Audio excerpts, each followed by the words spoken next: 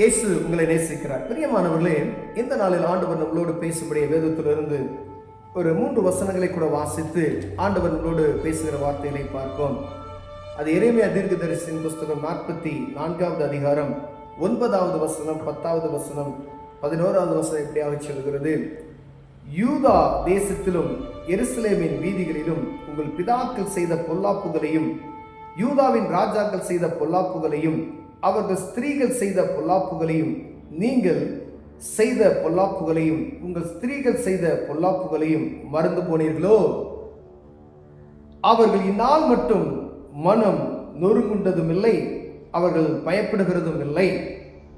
நான் உங்கள் முன்பாகவும் உங்கள் பிதாக்கள் முன்பாகவும் வைத்த என் வேதத்தின்படியும் என் கட்டளையின்படியும் நடக்கிறதும் இல்லை.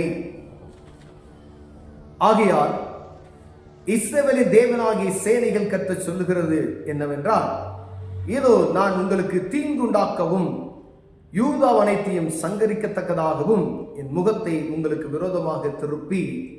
அதற்கு பின்பதாய் இருக்கிற வசனங்கள்லாம் கொடூரமாக இருக்கும். பெரியமானவர்களை, ஜனங்களை பட்டயத்துக்கு இரையாக்கி இன்னொரு தேசத்துல ஆண்டவர் ஒப்பு கொடுக்கிற அந்த காரியத்தை எழுதப்பட்டு இருக்கிறது.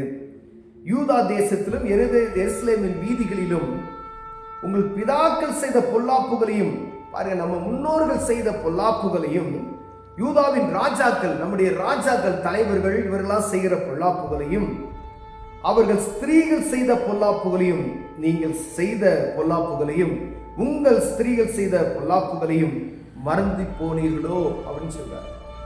ஆண்டவருடைய வார்த்தைகளுக்கு செவி கொடுக்காதபடிக்கு ஆண்டவருடைய வார்த்தையை கேட்கிறோம், வேதத்தை தியானிக்கிறோம், வசனங்களை கேட்கிறோம். ஆனா அதை கொஞ்சமும் சற்றேனும் கர்சனை இல்லாதபடிக்கு பயமற்றவர்களாய் மீண்டும், அதாவது ஒரு சர்ச்சில் வரோம், ஆண்டவருடைய வார்த்தையை கேட்கிறோம், ஆண்டவர் கடுமையாக பேசிக்கொண்டு இருக்கிறார், நமக்கு தெரியும். அதை சர்ச்சை விட்டு வெளியே போனதும் என்ன செய்யறோம்? அப்படியே மறந்து போய் விடுகிறோம். பிரியமானவர்களே, அதாவது பார்த்தீங்கன்னா ஆலயத்துக்குள்ள வந்தது என்ன செஞ்சிருவானா, பிசாசானவன் வெளியே போயிடுவான். ஆனால் ஆலயத்துக்கு விட்டு வெளியே நம்ம உள்ள இருந்து வெளியே போனதுமே என்ன செஞ்சிருவான்? சில ஆளுகளுக்குள்ள ஏறிடுவான். எப்படின்னா, அது மனமற்ற ஒரு காரியம், கடமைக்காய் செய்கிற ஒரு காரியத்தில் நாம் இருப்போமே. ஏனால் ஆலயத்துக்கு வருவது ஒரு கடமை. ஏதோ ஞாயிற்றுக்கிழமை போகணும், சர்ச்சுக்கு போகணும், ஏதோ கூட்டத்துக்கு போகணும், ஏதோ ஜெபத்துக்கு போகணும் என்று சொல்லி வருகிற அப்படிப்பட்டதான இருதயம் உள்ளவர்களாய் நாம் காணப்பட்டோமேனால் இங்கு சொல்லப்படுகிற காரியங்கள், ஏன்னா உலகப்புறமான காரியத்தை நாம் என்ன செய்வோம்? செய்து கொண்டே தான் இருப்போம். ஆண்டவர் சொல்லுகிறார், உங்கள் முற்பிதாக்கள் செய்த காரியத்தை, உங்கள் பிதாக்கள் செய்த காரியத்தை மாத்திரமல்ல, நீங்களும் உங்கள் ஸ்திரீகளும் உங்கள் ராஜாக்களும் உங்கள் தலைவர்களும், அடுத்து நீங்க உங்களுடைய ஸ்திரீகளும் எல்லாரும் பாவம் செய்து கொண்டே இருக்கிறீர்களே, என் வேதத்தின்படி நீங்க நடக்கிறதே கிடையாதே.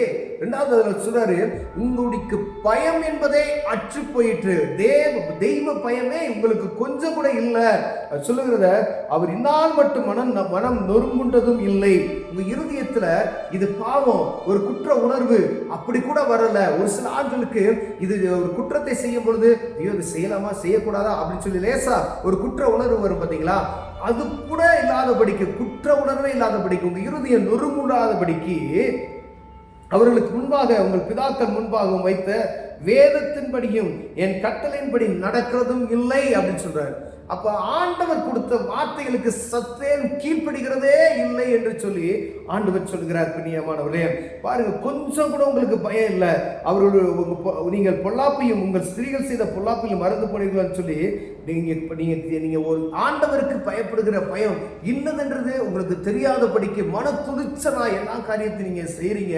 உங்க இருதயத்துல கொஞ்சம் கூட சஞ்சலமே இல்லை, ஒரு மன நொறுங்கினதும் இல்லை, ஒரு பய உணர்வே இல்லாதபடி நீங்க இருக்கிறீங்கன்னு சொல்லி ஆண்டவர் சொல்லுகிறதை நான் பார்க்க முடியும். தீர்க்கதரிசியின் மூலமாய் கர்த்தர் இடைப்பட்டு கொண்டு இருக்கிறார். இதனால நான் என்ன செய்வேனா, நான் அடிக்கடி கடிந்து கொள்ளப்படுகிற மனிதன் அது சடிதில நாசமடைவன் என்று வேதம் எழுதியிருக்கிறது. ஒரு மனிதனுக்கோ, ஒரு சபைக்கோ, ஒரு பட்டணத்துக்கோ, ஒரு தனிப்பட்ட ஒரு குடும்பத்துக்கோ ஆண்டவர் பேசிக்கொண்டே இருக்கிறார்னு வச்சுக்கோங்களேன். ஒரு வார்த்தையை குறித்து பேசிக்கிட்டே இருப்பாரு. இதை செய்யாத, இங்க போகாத, ஓ நீ பிரித்தெடுக்கப்பட்டவன், நீ இப்படிதான் தான் இருக்கணும் அப்படின்னு சொல்லி அழைத்து கொண்டு இருப்பார். ஒரு சில ஆட்கள் ஆண்டவர் அபிஷேகம் செய்து வைத்திருப்பார். கொஞ்ச நாளுக்கு அவங்க என்ன செய்ய உலகப்புறமான காரியத்தில் போய் விடுவார்கள். ஆனால் ஆண்டவர்களுடைய சத்தத்துக்கு செவி கொடுக்காதபடிக்கு உங்களை சுற்றி திரிகிற இந்த பொல்லாத பிசாசானவன் என்ன செய்வான், கெர்ச்சிக்கிற சிங்கம் போல எவனை விழுங்கலாம் என்று வகை தேடி சுற்றி திரிகிறானே, அவன் உங்களை தான் குறிவைத்து என்ன செய்வான் அப்படின்னா உங்களை தவறான வழிக்கு அந்த பாவத்துக்குள்ள தள்ளுவதற்கு, மாம்சமான காரியங்களை செய்வதற்கு அவன் உங்களை ஒப்பு கொடுத்து விடுவான். பிரியமானவர்களே, ஆண்டவர் உங்களை முன்குறித்து இருக்கிறார். நீங்க தேவ சமூகத்தில் காத்திருந்து அவருடைய சமூகத்தில் அநேக நேரங்களை செலவு செய்வீர்கள். ஆனால் அவர் என்ன செய்வார், உங்களை பாதுகாத்துக் கொள்வார். பிரியமானவர்களே, அதே போல என்னுடைய வேதத்தின்படி நடக்கிறதுக்கு, என்னுடைய கட்டளையின்படி நடக்கிறதுக்கு கொஞ்சம் கூட உங்களுக்கு மனமற்ற போனவர்களாய், செவி கொடுக்காதவர்களாய் நீங்க போயிட்டீங்க அப்படின்னு சொல்லுகிறார். வேதத்தை வாசிக்கிறதே கிடையாது. எல்லா கிறிஸ்தவர்கள் வீட்டிலும் வேத புத்தகம் உண்டையா? ஆனா இந்த வேதத்தை நீ வாசிக்கிறாயா? இந்த வேத புத்தகத்தை என்னைக்காவது கையில் எடுத்திருக்கிறையா? இந்த வேத புத்தகத்தை எத்தனை முறை நீ வாசித்து இருக்கிற? உன் மனச்சாட்சியின் நீ பாரு. இல்ல ஏதோ ஒரு குறி சொல்லுகிறது போல ஒரு நாளைக்கு எடுத்து ஒரு வசனத்தை மட்டும் வாசித்து விட்டு ஆண்டவர் இப்படி சொல்லி இருக்கிறார் என்று சொல்லிக் கொண்டு போகிறாயா என்று ஆண்டவர் உங்களோடு என்னோடு பேசுகிறார். பிரியமானவர்களே, நீ வேதத்தின் படியும் என் கட்டளையின் படியும் நடக்கிறது இல்லை என்று சொல்கிறார். அப்ப வேதத்தின் படி நடக்கணும்னு சொன்னா நீங்க வேத புத்தகத்தை வாசித்தாதான் வேதத்துல என்ன எழுதிருக்கு என்று நமக்கு தெரியும். பிரியமானவர்களே, இப்ப வேதத்தை வாசிக்கிறது இல்ல என்று ஆண்டவர் சொல்லுகிறார். என்னுடைய நியமங்களின் படி நடக்கிறது இல்லை என்று சொல்லுகிறார். கட்டளைகளை 10 கற்பனைகளை நமக்கு கொடுத்தார். 10 கற்பனைகள் எத்தனை கற்பனைகளை நாம் கடைபிடிக்கிறோம் என்பதை பார்க்கும்படி ஆண்டவர் உங்களோடு என்னோடு பேசுகிறார். பிரியமானவர்களே, கொஞ்சத்தில் உண்மையான இருந்தால் உன்னை அநேகத்துக்கு அதிகாரியை மாற்றுவேன் சொன்னார். நம்ம கொஞ்சத்திலையும் உண்மை இல்ல, ஒரு துளி கூட உண்மை இல்லைன்னு சொன்னா ஆண்டவருக்கு எப்படி இருக்கு பாருங்க. சுத்திலும் முற்றும் அவர் சொல்றாரு பாருங்க, என்னுடைய வார்த்தை நீ கேட்கல, உன் இருதயத்தில் நொறுங்குண்டது இல்லை, நீ பயப்படுகிறதே இல்லைன்னு சொல்லிட்டு, ஆகையால் இஸ்ரவேலின் தேவனாகிய சேனைகள் கர்த்தர் சொல்லுகிறது என்னவென்றால், இதோ நான் உங்களுக்கு தீங்குண்டாக்குவும்.